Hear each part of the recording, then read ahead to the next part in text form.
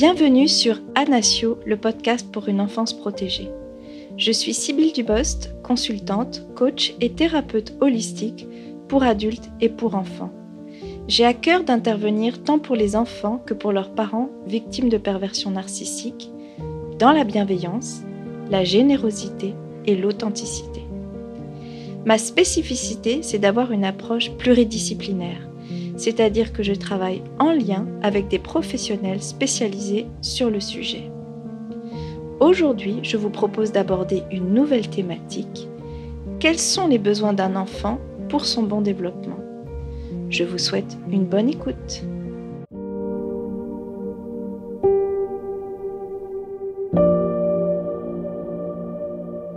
Maslow distingue 5 types de besoins pour tout être humain. Des besoins physiologiques, c'est-à-dire boire, manger, dormir. Des besoins de sécurité, sécurité morale, sécurité du corps ou sécurité en ce qui concerne la santé. Des besoins d'appartenance, où on retrouve le besoin d'amour et d'amitié. Les besoins d'estime, c'est-à-dire confiance et respect de soi, mais également reconnaissance et appréciation des autres.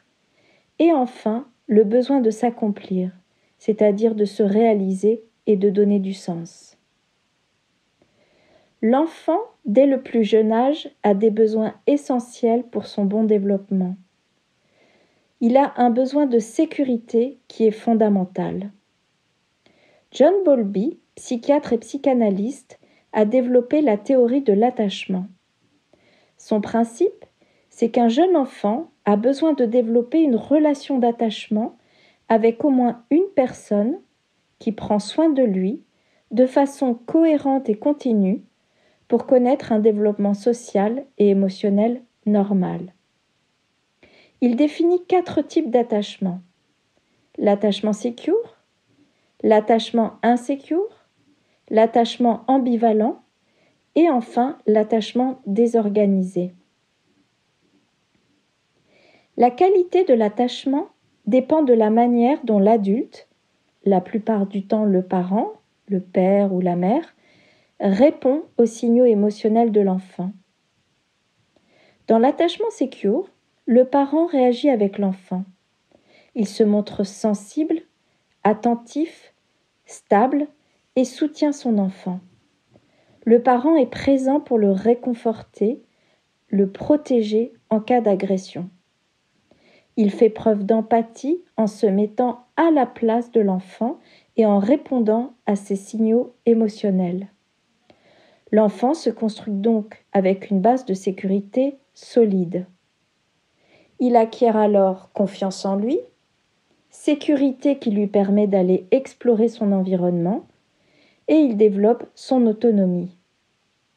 Il se développe donc de manière harmonieuse. Dans l'attachement insécure, que l'on appelle aussi évitant, le parent se montre distant. Il réagit peu aux besoins de l'enfant, il le rejette, le critique, voire réagit avec colère. L'enfant se construit donc en expérimentant le rejet. Il met un couvercle sur ses émotions. Il est isolé émotionnellement. Il va donc se construire seul, dans le stress, dans la peur du monde et parfois dans l'auto-agression. Pour l'attachement ambivalent, de manière très simplifiée, il s'agit du parent qui, un coup est présent, un coup est absent et où il y a une incohérence totale dans les réponses. L'enfant se développe donc dans le stress et l'insécurité. Enfin, pour l'attachement désorganisé, le parent réagit de façon imprévisible, faisant peur à son enfant et souffrant souvent d'addiction. L'enfant se construit donc dans une grande anxiété, mais également dans la tristesse. Il en résulte qu'il sera soit passif, voire figé, et en réelle situation de détresse, soit en situation d'aller chercher à l'extérieur la sécurité auprès d'inconnus. Il aura une très faible estime de lui-même. À répétition, L'attachement désorganisé peut engendrer des troubles dissociatifs, voire une personnalité borderline. En conclusion, l'empathie a un rôle essentiel dans le bon développement de l'enfant. Il lui permet d'acquérir confiance en lui, estime de lui, de bonnes relations avec les autres et un bon équilibre émotionnel. L'enfant a besoin que le parent lui porte attention, le soutienne et le comprenne dans sa position d'enfant. Il a également un besoin vital d'amour. À l'inverse, l'absence d'empathie et de prise en considération de l'enfant, de ce qu'il est et de ses émotions, va créer un développement insécurisé de l'enfant qui va développer des troubles du comportement.